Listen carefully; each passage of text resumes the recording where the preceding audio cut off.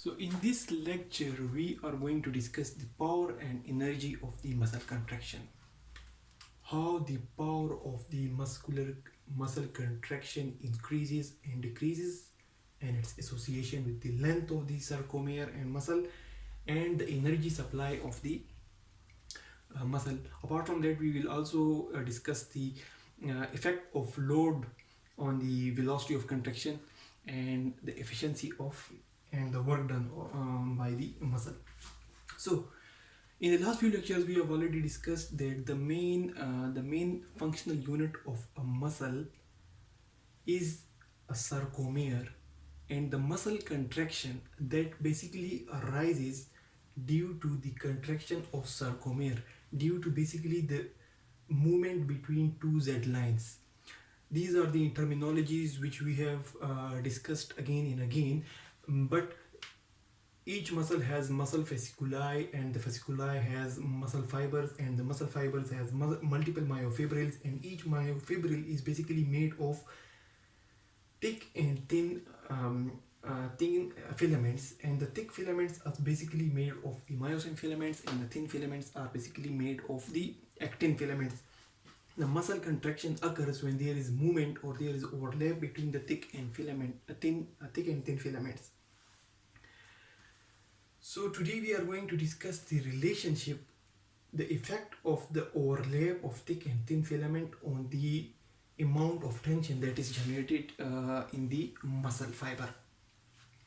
If we have one muscle fiber, for example, is one muscle fiber, and the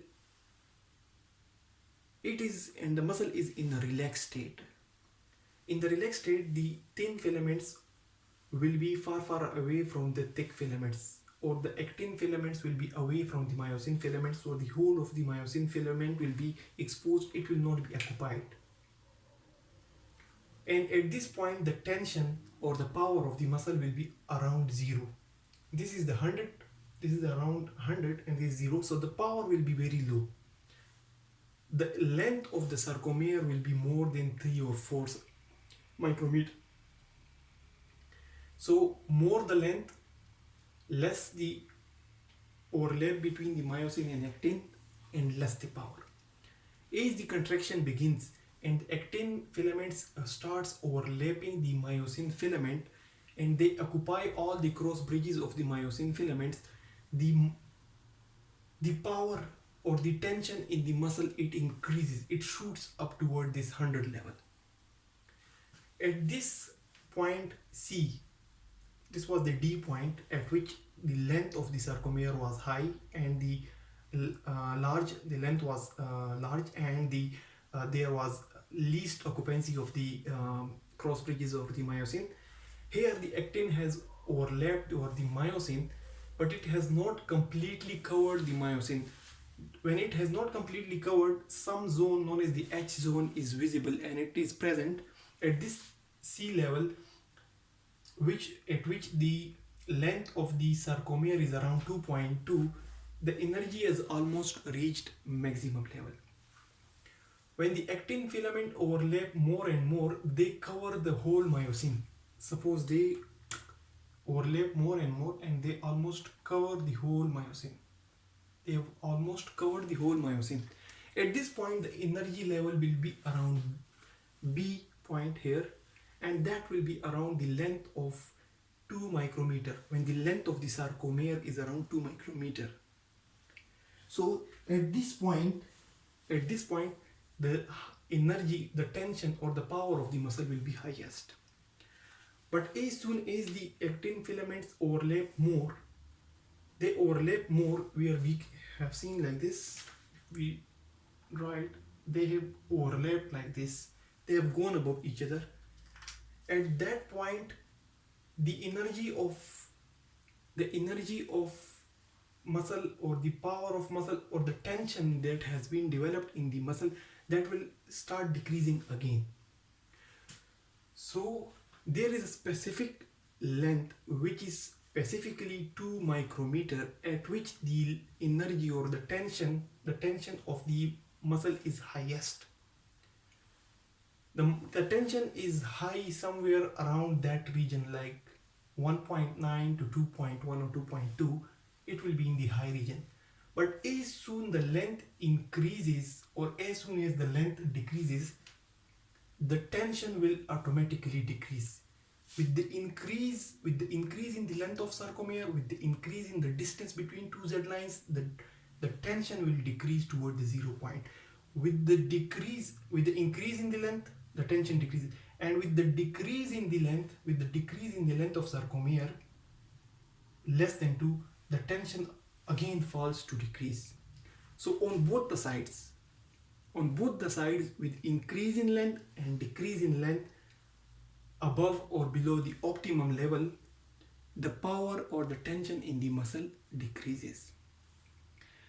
So the takeaway point in this graph is that energy or tension of the muscle is highest at a specific length, above and below which the tension or the muscle will or the power of the energy of the muscle fiber will decrease.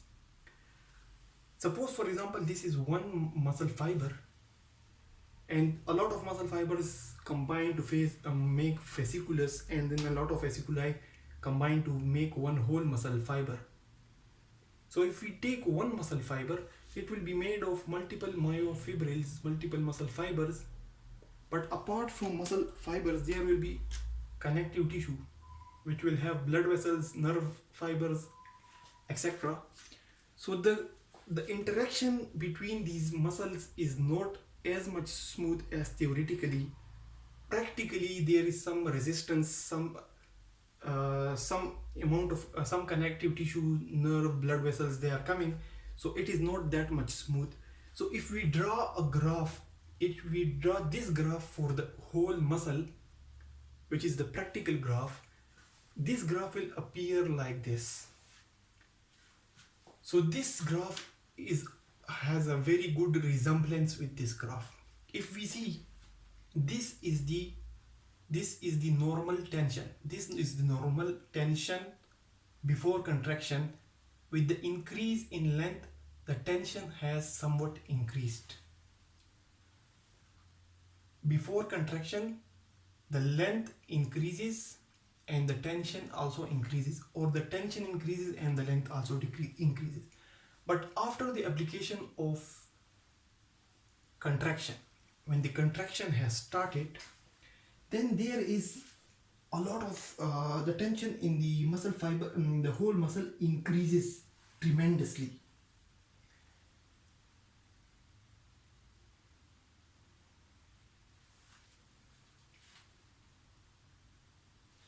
And this is known as the active tension.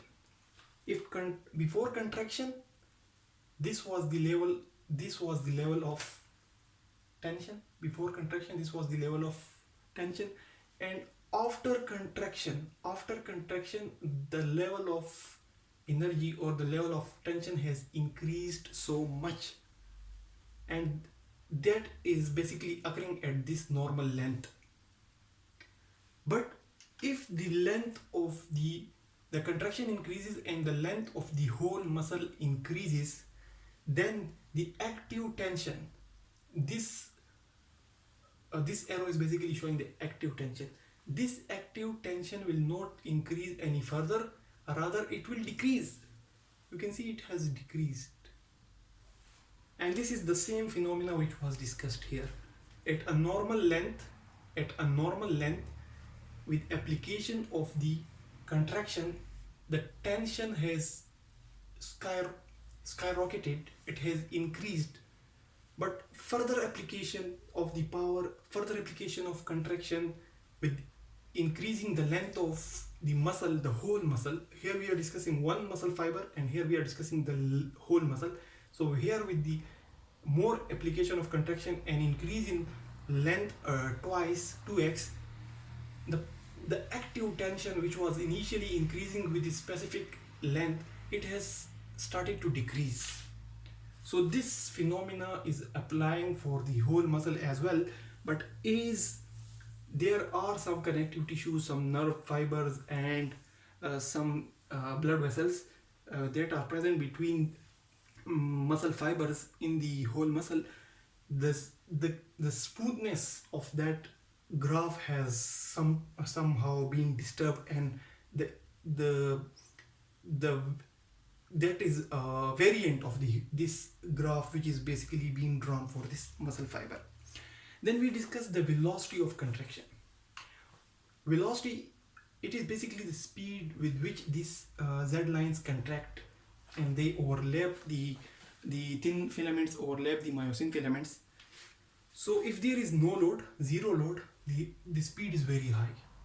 As soon load is applied, as soon as the load is applied to a muscle, the velocity of contraction tremendously decreases unless and until it can touch the zero level as well.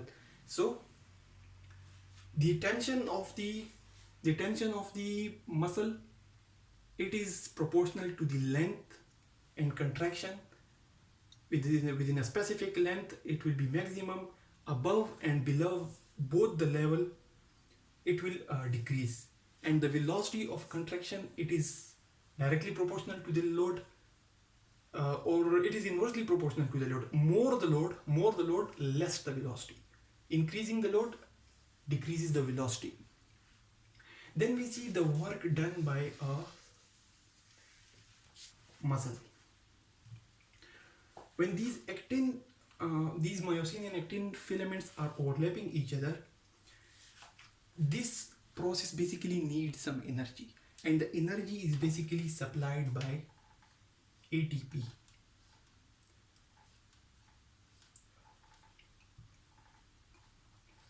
And the energy has been supplied by the ATP, and with the help of the energy these movements occur, it results into work. Work is being done, weights are being lifted, the labor has been done, or the farmers are doing their work, and it is basically due to the use of ATP at the level of the actin and myosin. Basically the head of the myosin, the head of the cross bridge in the myosin, it is breaking down the ATP, and it is generating ADP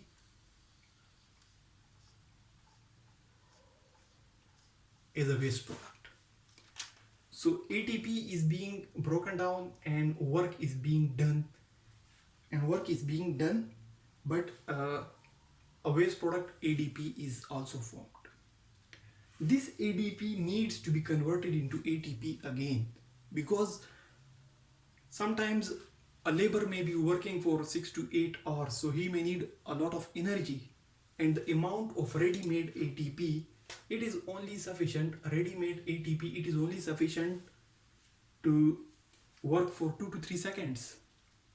So what will the muscles do to sustain the amount of work to do? So there are a lot of mechanisms. It is also important to remember that this work done by the muscles, which is basically when the myosins are breaking down the ATP and using the energy, this work is basically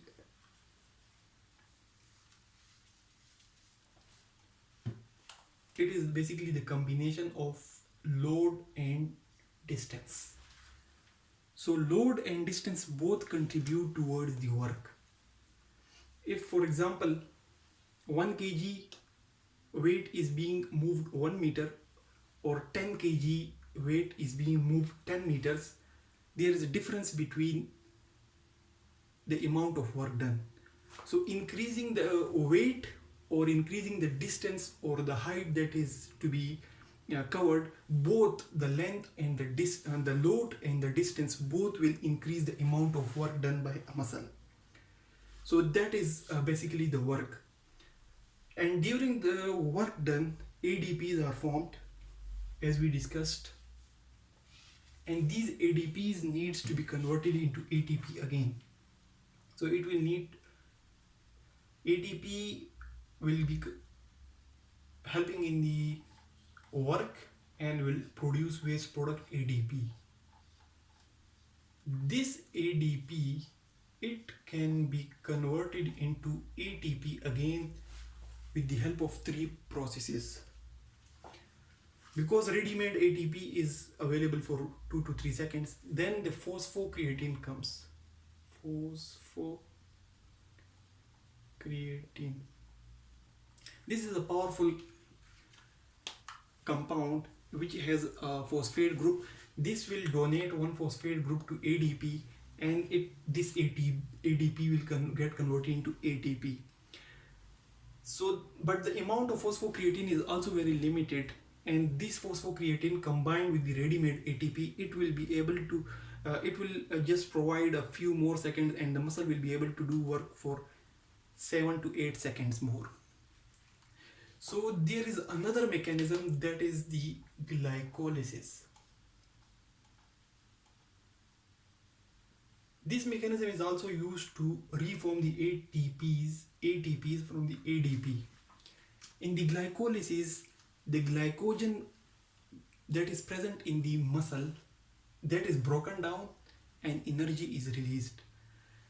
This glycolysis has the advantage that it can work in the absence of oxygen, and it can work twice the speed of formation of ATP. But the disadvantage is that it is also limited, and it cannot work for a lot of time. It can hardly work for a few more minutes. So when the muscles are contracting, they are using ATP, they are doing the work, and during the work for the energy, during the work, ADPs are formed. ADPs are reformed into ATP either with the help of phosphocreatine or glycolysis. And then the third process is oxidative metabolism.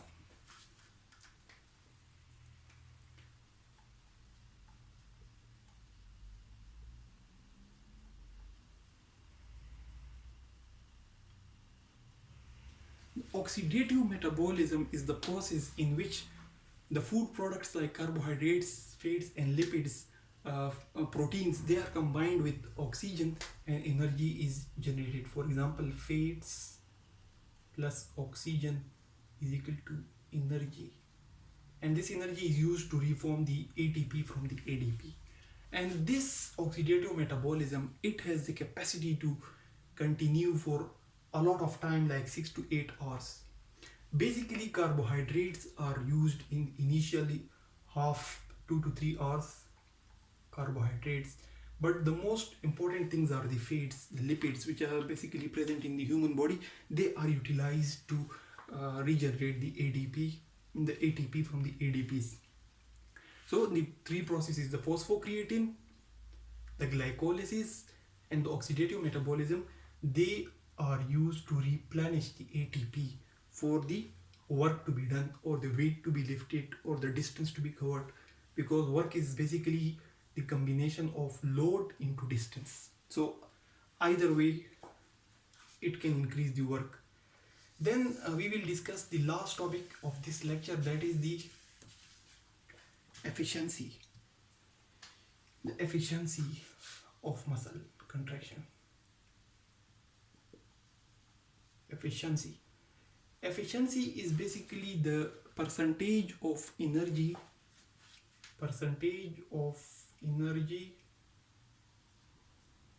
that is converted into work, and it is maximum 25% in the muscles. If a lot of energy is wasted, then the system is not very much efficient. But if a lot of energy is converted into work, then the system is very much efficient. It can convert a lot of energy into work without wasting energy.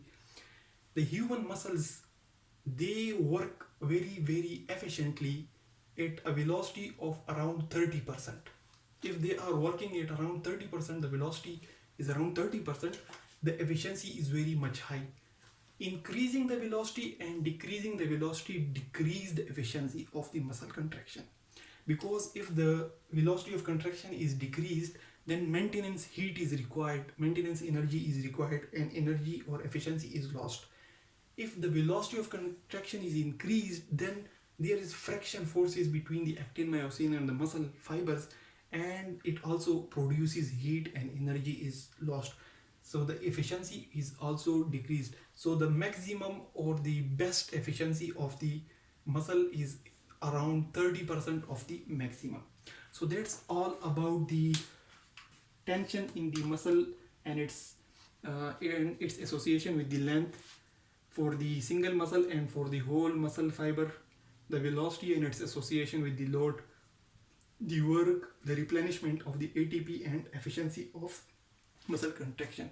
Hope you have understood this lecture, and if there is any problem you can ask in the comments. Thanks a lot for watching the lecture.